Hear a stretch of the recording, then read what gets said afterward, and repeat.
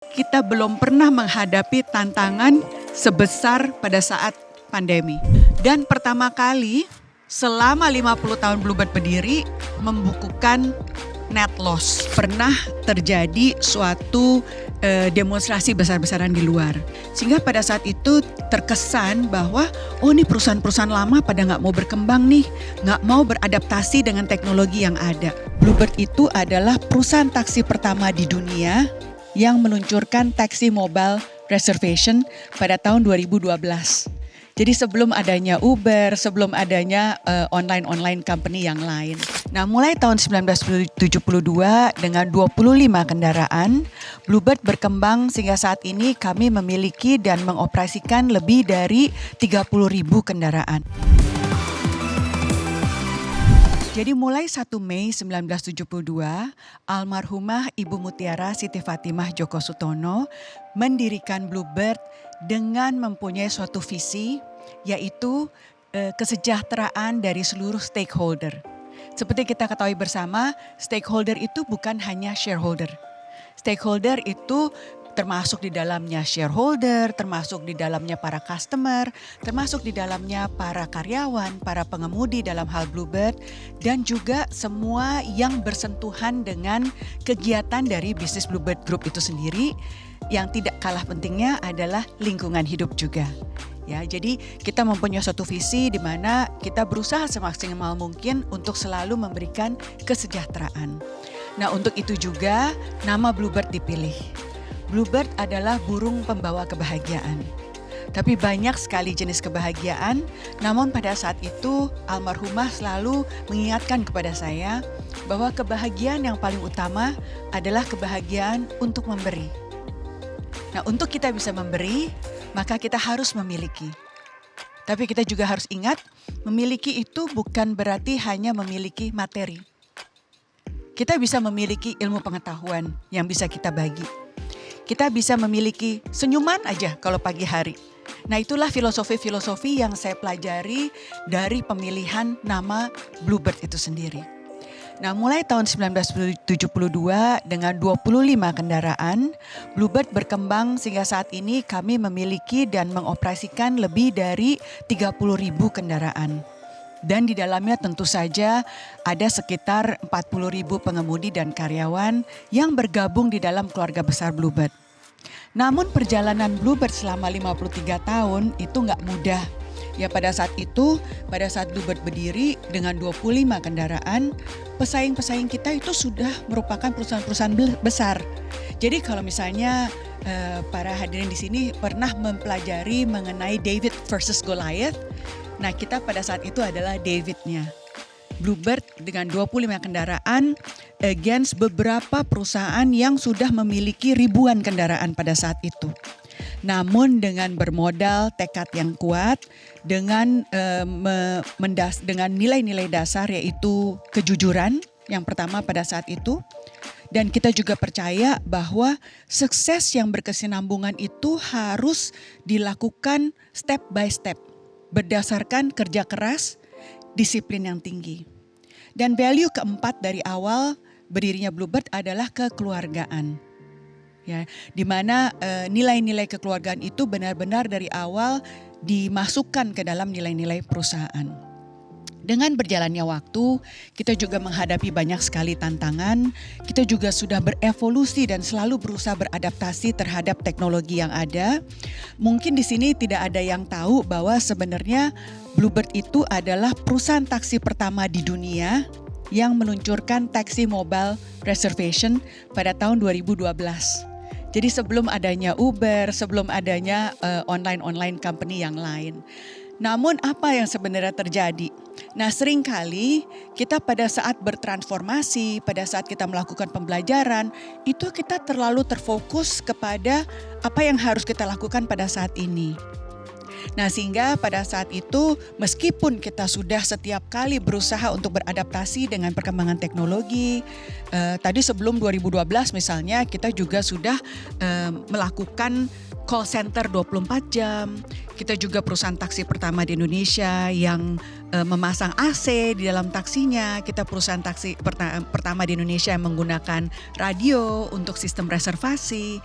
Kita juga punya sistem mendalam dengan mainframe dan sebagainya pada saat itu. Karena Bluebird dari awal berdiri selalu mengutamakan produktivitas dan efisiensi. Dan kita percaya teknologi itu akan membantu kita dalam melakukan pekerjaan kita.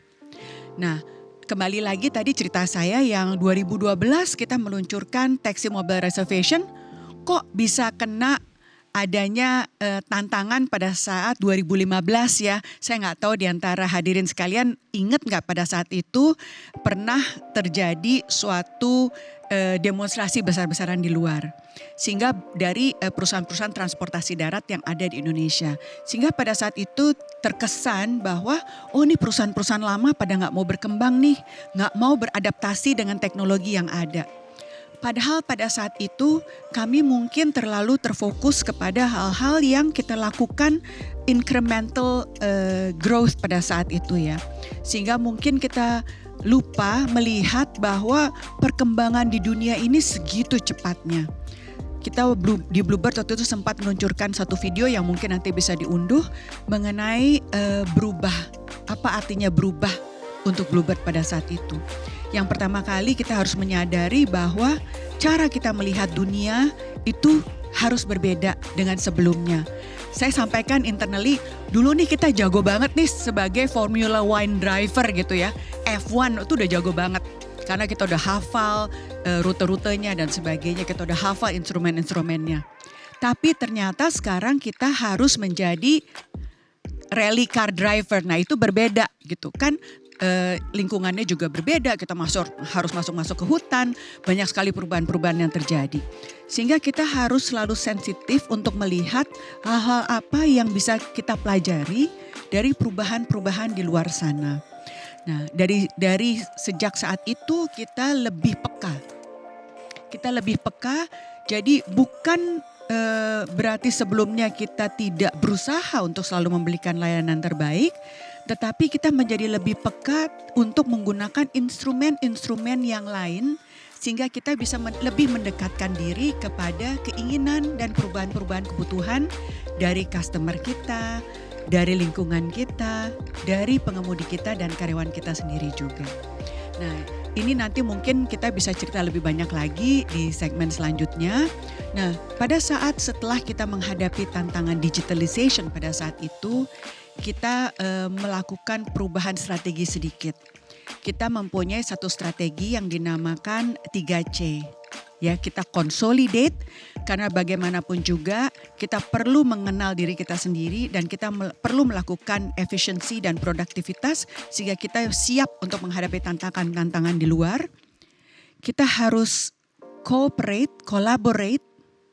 Jadi kita berkolaborasi dengan banyak institusi lain karena kita yakin sebagai perusahaan kita mempunyai kekuatan tapi kita juga mempunyai kelemahan. Nah, karena tujuan utama kita adalah bagaimana kita bisa memberikan layanan yang terbaik kepada pelanggan kita. Oleh sebab itu kita bisa mencoba untuk mencari, kalau gitu kita berkolaborasi dengan siapa ya?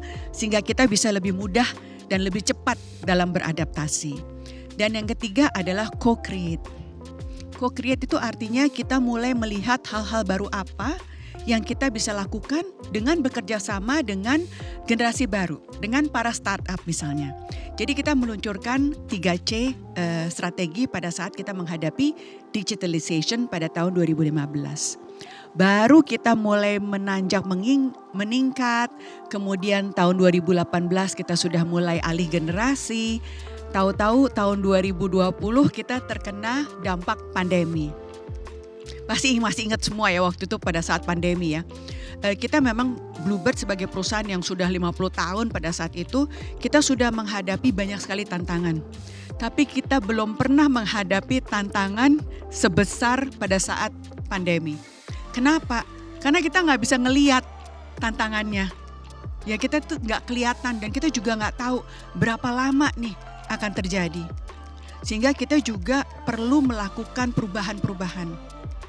4 nilai yang tadi saya sudah sebutkan itu kita juga kembangkan. Semenjak saat itu kita berfokus terus kepada yang paling utama, yaitu integritas tinggi. Tapi kita juga berfokus kepada terus meningkatkan kepuasan pelanggan. Kita terus melihat kepada potensi untuk growth mindset. Jadi hal-hal ini yang menjadi nilai-nilai dasar dari Bluebird. Pada saat kita ingin melakukan perubahan, kita jangan sampai kehilangan jati diri. Itu menjadi suatu hal yang sangat penting. Dan saya sangat bersyukur bahwa dari kecil saya banyak sekali belajar dari nenek saya almarhumah. Karena beliau pada saat mendirikan perusahaan ini, karena beliau itu bukan seorang pebisnis ya. Beliau itu adalah seorang pengajar sebenarnya. Jadi yang di-share kepada saya itu adalah nilai-nilai filosofinya. Bukan technical ilmu bisnisnya gitu.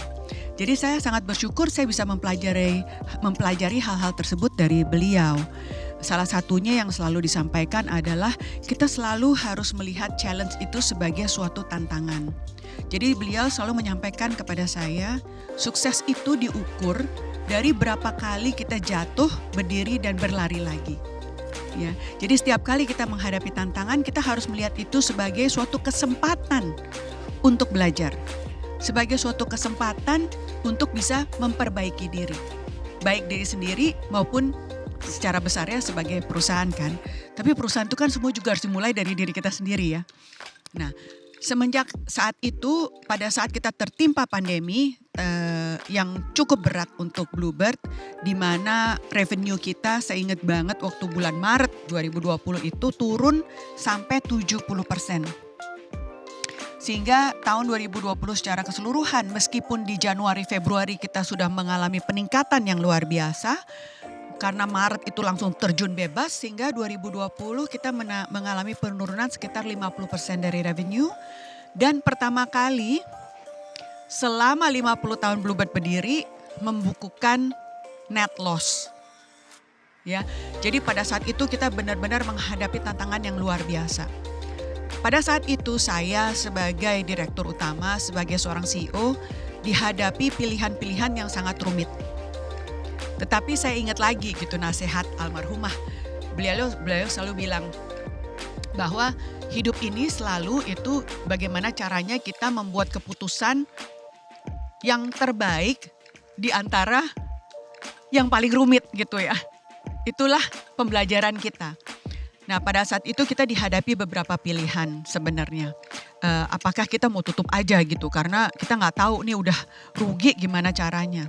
Tapi saya diingatkan kembali bahwa saya ingat sebelum almarhumah meninggal, beliau tuh berpesan, kamu harus ingat bahwa tanggung jawab kamu dan tanggung jawab seluruh manajemen Bluebird itu bukan hanya kepada shareholder, tapi stakeholder. Tanggung jawab kita adalah bagaimana caranya supaya seluruh pengemudi, seluruh karyawan itu tetap bisa survive dan berkembang bersama dengan Bluebird. Tapi kalian ngebayangin gak ya kalau pada saat pandemi itu di mana angkutan umum udah susah banget, kalau Bluebird pun ikut tutup, nggak ada perawat ataupun dokter yang bisa ke rumah sakit untuk membantu para pasien untuk bisa sembuh. Nah itulah yang membuat kita selalu termotivasi, oke dengan keadaan seperti ini karena kita juga masih dibutuhkan, kita harus berpikir keras bagaimana caranya. Nah dan yang terpenting pada saat itu adalah kita harus memikirkan bagaimana kesejahteraan dari para pengemudi dan keluarganya dulu. Untungnya karena saya ini orang Jawa jadi selalu untung. Karena saya juga diajarin sama nenek saya almarhum bahwa kita selalu harus melihat hal dari segala yang positif. Untungnya sebelumnya kita sudah memiliki program namanya Kartini Bluebird. Nah Kartini Bluebird itu adalah pemberdayaan untuk para istri dan putri karyawan sehingga mereka tuh diberikan beberapa kursus.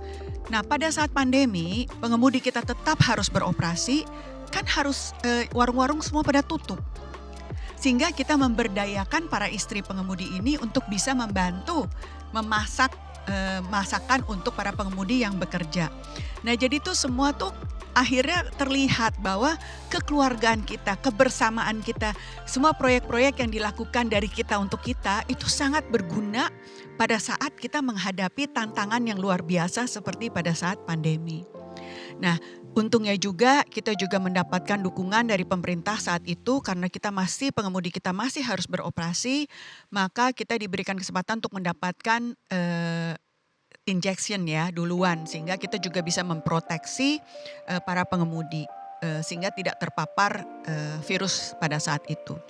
Dari situlah kita banyak sekali belajar dengan segala keterbatasan, bagaimana caranya supaya not only we need to survive, tapi kita juga harus bisa berguna untuk masyarakat.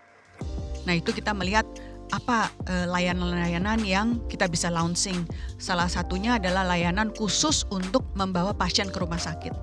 Layanan khusus untuk membawa pasien yang sudah sembuh untuk kembali ke rumahnya masing-masing. Layanan khusus untuk melakukan pengiriman barang-barang. Karena pada saat itu meskipun kita nggak boleh keluar rumah, tapi kan kita juga perlu mendapatkan barang-barang untuk makan dan keseharian. Jadi kita launching yang namanya Bird Kirim. Nah, dari keterbatasan itulah kita berusaha semaksimal mungkin. Namun saya ingat sekali pada saat itu yang saya minta dukungan dari para shareholder adalah bagaimana caranya supaya Bluebird Peduli tetap berjalan. Karena saya yakin Bluebird Peduli itu adalah salah satu nyawanya, energi dari Bluebird. Sehingga pada tahun itu meskipun perusahaan membukukan rugi, beasiswa Bluebird tetap berjalan. Dan itu saya yakini sebagai salah satu bentuk atau sebagai salah satu sumber energi sehingga para karyawan, para pengemudi mau terus untuk melakukan tugas-tugasnya dengan sepenuh hati. Nah, syukur alhamdulillah setelah menghadapi tantangan yang luar biasa pada saat itu, dalam waktu 1 tahun kita bisa berhasil melakukan turnaround. Jadi dari membukukan rugi 160 miliar, dalam waktu 1 tahun 3 bulan kita sudah bisa membukukan profit lagi. Dan itu tidak mungkin terjadi kalau pada saat pandemi kita semua langsung give up. Itu tidak mungkin terjadi kalau kita sebelumnya tidak merintis adanya kegiatan-kegiatan yang sifatnya kebersamaan dan kekeluargaan. Jadi kepercayaan itu saya yakini tidak bisa dibangun dalam waktu semalam. Kepercayaan itu harus dibangun, kepercayaan dan kebersamaan itu harus dibangun step by step dan selama bertahun-tahun.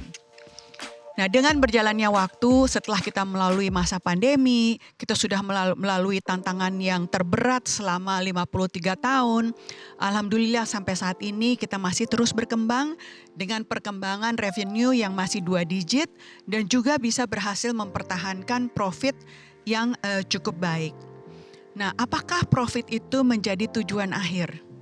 Akhirnya kembali lagi seperti yang disampaikan yang saya pelajari dari almarhumah dan juga orang tua saya.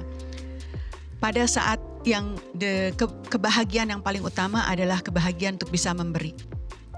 Jadi profit sebuah perusahaan itu adalah alat sehingga kita bisa berkembang lebih besar lagi, sehingga kita bisa memberikan impact yang lebih luas lagi kepada para pengemudi, kepada para karyawan, dan juga kepada pelanggan kita.